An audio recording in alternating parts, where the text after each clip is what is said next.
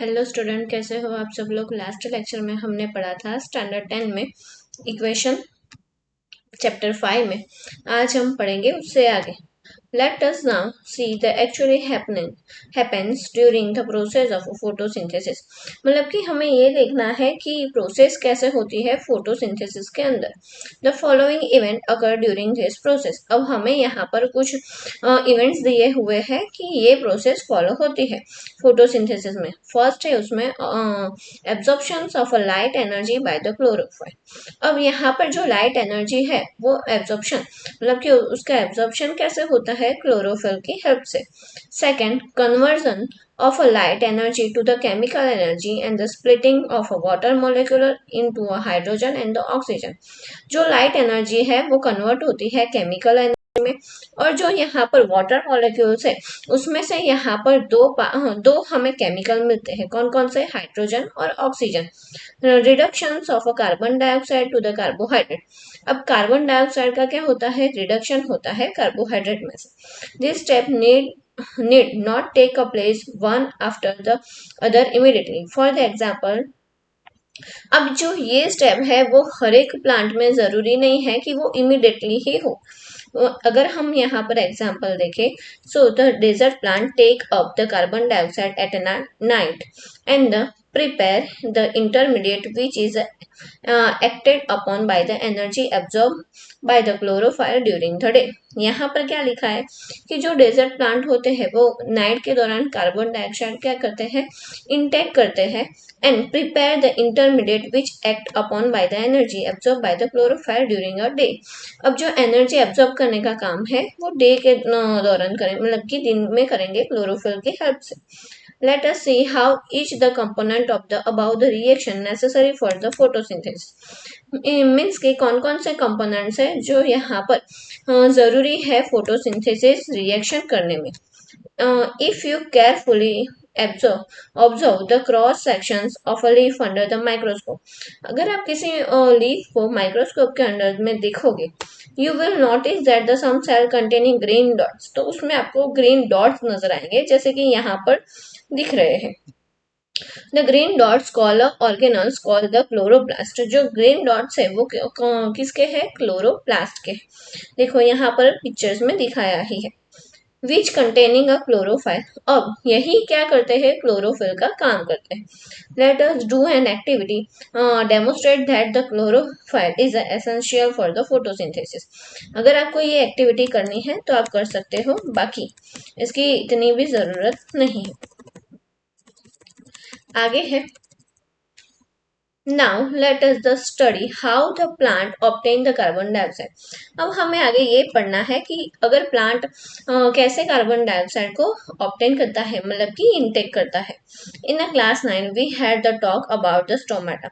हमने क्लास 9 में स्टोमाटा के बारे में पढ़ा। Which are the tiny pores present on the surface of the leaves. वहां पर हमने ये पढ़ा था कि स्टोमाटा के अंदर बहुत सारे, मतलब कि स्टोमाटा के अंदर पोर्स प्रेजेंट होता है और लीव के सरफेस के ऊपर स्टोमाटा प्रेजेंट होता है। Massive amount of gaseous exchange take a place in the leaves and the through these pores for the purpose of a photosynthesis। अब जो यहाँ पर पोर्स बने हुए हैं स्टोमाटा के अंदर वो फोटोसिंथेसिस का काम करते हैं और गैस एक्सचेंज का काम करते हैं। But it is an important note here the exchange gas occur across the surface of a stem, root, leaves as well as। अब सिर्फ यही जो मेथड है वो सिर्फ ऐसा ही नहीं है कि लीव्स में होगी, वो स्टेम में भी होगी, रूट में भी होती है। Since the large amount of water can also be lost through the stomata। अब स्टोमाटा में क्या होता है, जो बहुत ज्यादा अमाउंट में अगर किसी रूट ने पानी को एब्जॉर्ब कर लिया है तो स्टोमाटा उसे क्या करेगा, उसे बाहर निकालेगा। The plant close the pores when does not need a carbon dioxide for the photosynthesis। अगर किसी प्लांट को कार्बन डाइऑक्साइड की जरूरत नहीं है तो वो क्या करेगा, ये जो पोर्स है उसे क्लोज कर देगा, जैसे कि ये पिक्चर में दिखाया है वैसे। Opening and closing. अब यहाँ पर स्टोमाटा को ओपन और क्लोज करने का काम कौन करता है, तो वहां पर लगे हुए हैं उसके गार्ड्स है। of the guard cell. The guard cells swell when the water flow into them. अब guard cell कब ओपन होते हैं? जब वहां पर वाटर की मात्रा ज्यादा होती है तब, causing a stomata pores open. So यहाँ पर वो उसका जो स्टोमेटा का पोर्स है वो ओपन होता है. Similarly the pores close the guard cells. But अगर प्लांट को ऐसा लग रहा है कि वहां पर अब पानी पानी थोड़ा सा कम है तो वो क्या कर देगा? स्टोमेटा के पोर्स को क्लोज कर देगा.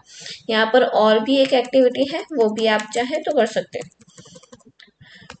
Based on the two activity performed above, can we decide the experiment demonstrate the sunlight is essential for the photosynthesis. ये दो जो एक्टिविटी हमने यहाँ पर दी है टेक्स्ट बुक में, उसे हमें ये पता चलता है कि कोई भी प्लांट है उसे फोटोसिंथेसिस के लिए सनलाइट जरूरी है कि नहीं है. हाँ, तो सनलाइट जरूरी है. So far we have talked about the how the autotrophs meet their energy requirement. So हमने अब तक ये पढ़ा कि जो ऑटोट्रॉप्स है वो अपनी एनर्जी को बनाने के लिए क्या क्या रिक्वायरमेंट है. But they also need the raw material for the building their body. But उसे सबसे पहले क्या बनाना पड़ेगा? रॉ मटेरियल बनाना पड़ेगा अपनी बॉडी के लिए. Water use the photosynthesis taken up from the soil by the roots and terrestrial plant. अब उनको वाटर कहाँ से मिलता है? रूट में से, रूट के आसपास जो भी सॉइल है उसमें से. सो वहां से उनको दो तरह के केमिकल्स मिल जाते हैं, हाइड्रोजन और ऑक्सीजन. द अदर मटेरियल और भी मटेरियल है जैसे कि nitrogen, phosphorus, iron, magnesium taken up from the soil. वो ये सारे मटेरियल उनको सॉइल में से मिल जाता है. Nitrogen is the essential element use in the synthesis protein and the other compounds. अब यहाँ पर क्या लिखा है कि जो यहाँ पर नाइट्रोजन है वो कैसे मिलता है? प्रोटीन या तो अदर कोई कंपाउंड में से मिलता है. दिस इज या तो वो वेदर में से मिल जाएगा.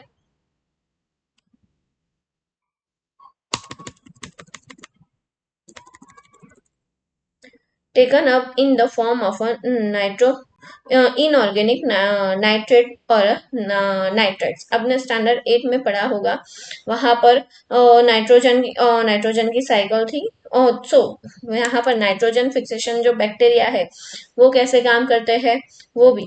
और it is taken up by the organic compound which have the prepared by the bacteria from the atmospheric nitrogen. So यहाँ पर जो कुछ बैक्टीरिया जो इनऑर्गेनिक नाइट्रोजन फॉर्म हमें मिला है उसे कन्वर्ट करते हैं ऑर्गेनिक फॉर्म में, और वो कन्वर्ट कैसे होता है? कुछ बैक्टीरिया की हेल्प से. आगे नेक्स्ट पॉइंट है हेट्रोट्रॉपिक न्यूट्रिशन. अब हेट्रोट्रॉपिक न्यूट्रिशन कैसे बोलेंगे?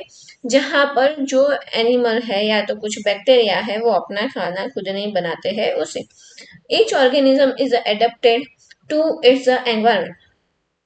The form of a nutrition differs depending on their types and the availability of a food material as well as how it is obtained by the organism.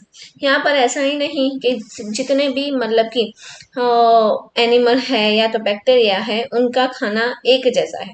हर एक जो bacteria है उनका उनका खाना कैसा है? डिफरेंट है. उनका टाइप भी मतलब कि डिफरेंट है, और कैसे मतलब कि वो फूड पर डिपेंडेंट है वो भी डिफरेंट है, और वो कैसे खाना मतलब कि इंटेक्ट करते हैं. For the example the weather, the food, the source of a stationery और द मोबाइल. यहाँ पर लिखा है ग्रास और deer would allow the difference in how the food exists and the what is the nutritive apparatus used cow and a lion. अगर हम dear की बात करें, काउ की बात करें, लायन की बात करें, तो तीनों का खाना कैसा है? डिफरेंट तरीके का है, और वो कैसे मतलब कि ऑब्टेन करते हैं खाना वो भी कैसा है? डिफरेंट तरीके का है. There is a range of a strategy by which the food taken in and the used by the organism. मतलब कि ये हर एक की रेंज स्ट्रेटजी डिफरेंट है ऑर्गेनिज्म की. Some organism break down food material outside the body and absorb it. कुछ यहाँ पर ऑर्गेनिज्म ऐसे हैं जो फूड को ब्रेक डाउन कर देते हैं बॉडी के बाहर ही, फिर उसे खाते हैं. जैसे कि यहाँ पर है fungi like a bread, mould, east and the mushroom.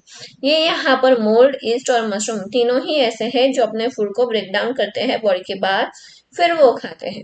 Other take in the whole material and the break down inside the body. कुछ यहाँ पर एनिमल ऐसे हैं जो पूरा खाना एक ही बार में मतलब कि इंटेक कर लेते हैं, फिर उनकी बॉडी में जाकर वो ब्रेक डाउन होते हैं। What can be taken in broken down depend on the body design and the function। मतलब कि उनका जो फंक्शन है, ये जो फूड मटेरियल को ब्रेक डाउन करने का, वो भी कैसा है, डिफरेंट है। Some other organism derive the nutrition from the plant or the animal without killing them। कुछ एनिमल यहाँ पर ऐसे हैं जो डिपेंड रहते हैं अदर एनिमल के ऊपर, जैसे कि यहाँ पर अमरबेल है, वो डिपेंड रहती है सेकंड वाले प्लांट के ऊपर, बट वो सेकंड वाला जो प्लांट है जिसके ऊपर वो डिपेंड है, उसे मतलब कि मार नहीं देती, बट फिर भी वो उसके ऊपर ही डिपेंड है। ऐसे जो मतलब कि एनिमल्स है या तो फिर प्लांट है, उसे हम क्या बोलेंगे, parasitic nutritive. Parasitic nutritive strategies use a wide variety of organism। जैसे कि यहाँ पर लिखा है अमरबेल टिक्स, मतलब कि जो यहाँ पर हमारे बालों में जुए वगैरह हो जाती है, वो लाइज है, लिचीज है, टैप वर्म्स है, मतलब कि जो पानी के अंदर वर्म्स होते हैं वो हमारे कुछ यहाँ पर ऐसे है जो हमारे इंटेस्टाइन में जाकर वहां पर डिपेंड रहते हैं, खाना खाते हैं वगैरह, है ना। तो आज का वीडियो यहाँ पर इतना ही।